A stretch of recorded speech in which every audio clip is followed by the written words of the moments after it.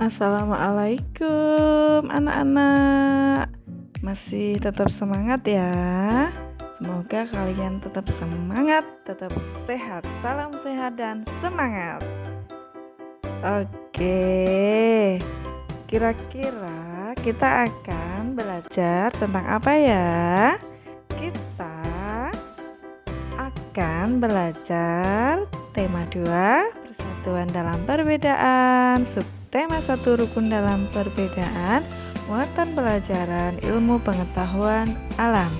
Tapi sebelum belajar, mari kita baca basmalah terlebih dahulu. Bismillahirrahmanirrahim. Ya, coba perhatikan anak-anak. Ya, apa sih itu yang joget-joget di situ? Hewan apa ya yang joget-joget di situ ya? Hewan apa, Nak? Iya, benar, itu adalah kucing. Kucing. Tahukah kalian kucing? Tahu ya, kalian juga sudah terbiasa melihat kucing. Kucing itu tempat tinggalnya di mana? Kucing makanannya apa? Kemudian kucing dia mempunyai kuku yang tajam. Kira-kira kuku tajamnya kucing buat apa ya? Ayo coba kalian jawab dulu. Kemudian hewan berikutnya kita lihat hewan apa ya itu ya? Iya. Kalau setiap pagi-pagi kalian dibangunin sama dia, kukuruyuk. Iya, itu adalah ayam. Ayam punya 2 kaki. Di kakinya terdapat apa? Yang biasa buat mengorek-ngorek mencari makanan itu ya, Nak ya. Kemudian ayam tempat tinggalnya di mana sih? Iya, kemudian hewan selanjutnya ada apa lagi ya? Yang suka merayap di dinding. Apa ya? Iya, cicak di dinding, diam-diam merayap. Betul, ada cicak. Cicak itu kok bisa ya nempel di dinding ya? Kira-kira cicak itu kok punya apa sih kok dia bisa nempel di dinding? Nah, selain cicak, kalian juga akan melihat hewan berikutnya. Ada hewan apa ini? Ada bebek. Bebek itu punya selaput di kakinya ya, Nak ya. Bebek juga bisa berenang loh. Nah, selain bebek, ada hewan lain lagi nih yang bisa berenang. Kita lihat ya hewan selanjutnya. Ada ikan. Ikan punya sirip untuk berenang. Kira-kira ikan bernafas menggunakan apa ya? Apakah sama kayak bebek? Karena kalau bebek itu bisa berenang, tapi kan dia hidup di darat, berbeda dengan ikan yang hidup di air. Ayo, ada yang masih ingat alat pernafasan pada hewan?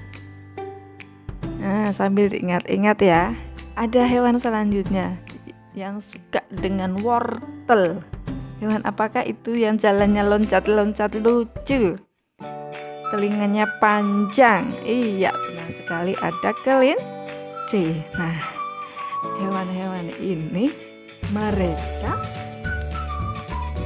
punya ciri-ciri khusus. Apa ya ciri-ciri khusus dari hewan ini ya? Mereka juga punya habitat yang berbeda. Habitat itu apa sih, Nak? Habitat itu adalah tempat tinggal makhluk hidup.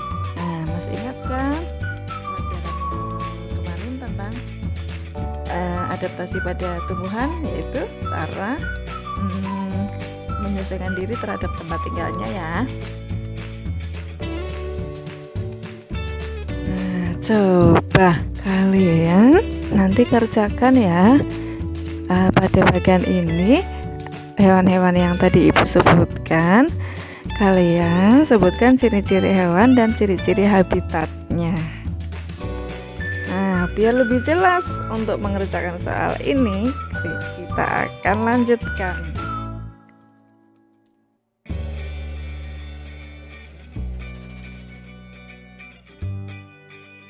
Kira-kira Apakah terdapat hubungan antara ciri-ciri hewan dengan habitatnya? Kalau iya, coba tuliskan kesimpulan kalian di kotak itu ya, di buku tulis kalian. Tuhan menciptakan makhluk hidup dengan segala keunikan dan keistimewaannya, tidak terkecuali hewan. Keunikan dan keistimewaan hewan kita kenal dengan ciri khusus. Ciri khusus pada hewan mempunyai hubungan yang erat dengan tempat tinggalnya atau habitatnya. Misalnya, ikan memiliki insang untuk bernafas di dalam air. Cicak memiliki perekat pada kakinya untuk dapat menempel di dinding.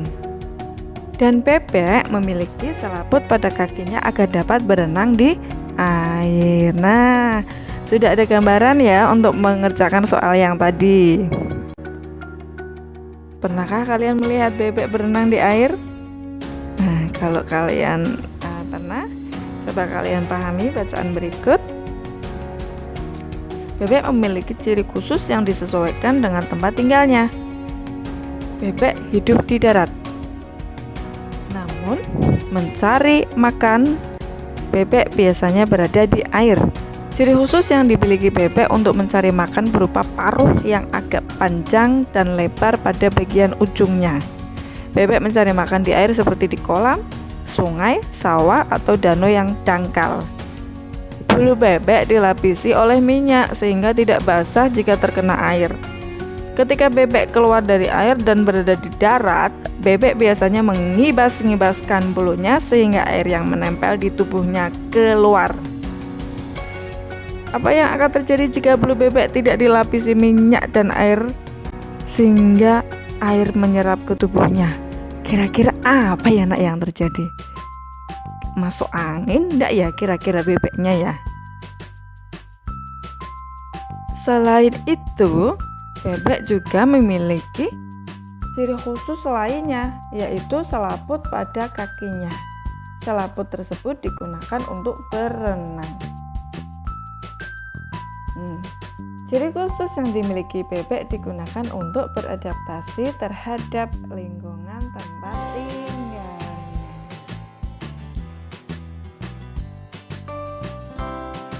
Selain bebek, juga ada hewan-hewan lain yang beradaptasi terhadap habitatnya atau tempat tinggalnya. Di antaranya ada belalang sembah. Pernah lihat belalang ini? Warnanya hijau ya nak ya.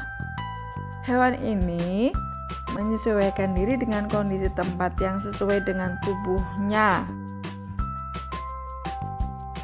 Misalnya belalang daun dan belalang sembah.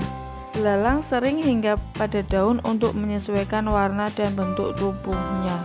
Jadi saat hinggap di daun, dia karena warnanya hijau, dia cari daun yang warna hijau sehingga bisa mengelabui musuh atau orang-orang yang ingin menangkapnya. Kan tidak terlihat jadinya. Nah, ini dinamakan dengan kamuflase.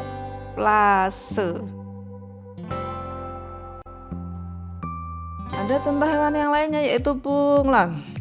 Bunglon menyesuaikan diri dengan mengubah warna kulitnya sesuai dengan tempatnya berada. Jadi saat nempel di kayu yang warnanya coklat, nanti dia berubah menjadi coklat. Menempel pada batu, dia juga menyesuaikan warnanya dengan batu. Nah, dinamakan dengan mimikri. Jadi kalau kamuflase itu si hewan tidak berubah warna, tetapi si hewan mencari tempat hinggap yang sesuai dengan warna kulitnya. Tapi kalau mimikri itu hewan tersebut warna kulitnya menyesuaikan, bisa berubah warna menyesuaikan dengan tempat yang dihinggapinya. Jadi jangan keliru ya antara kamuflase dan mimikri. Selain kamuflase dan mimikri, juga ada autotomi atau melepas bagian tubuh, contohnya pada cicak. Untuk melindungi dirinya, cicak dan kadal melepaskan ekornya. Cara ini disebut autotomi. ekor yang telah putus akan tumbuh lagi seperti semula. Jadi misal dikejar oleh musuh, mereka sengaja melepaskan ekornya biar musuh itu terkelabui, sehingga yang dikejar bukan cicaknya tapi ekornya. Kemudian ada hewan yang menggulungkan diri, contohnya terenggiling. Ya, dilakukan untuk sama kayak tadi cicak, sama juga biasanya untuk melindungi diri dari serangan musuh. Oke, itu ya anak-anak ya, contoh-contoh cara hewan beradaptasi terhadap lingkungan tempat tinggalnya ya. Nah, nanti tugas anak-anak adalah sebagai berikut. Silakan kerjakan tugas berikut ini, kemudian ditulis di buku tugas dan kirim di classroom atau luring. Gitu ya. Terima kasih sudah semangat belajar. Tetap semangat, tetap jaga kesehatan, selalu rajin beribadah dan hormat serta santun kepada orang tua. Terima kasih. Wassalamualaikum warahmatullahi wabarakatuh.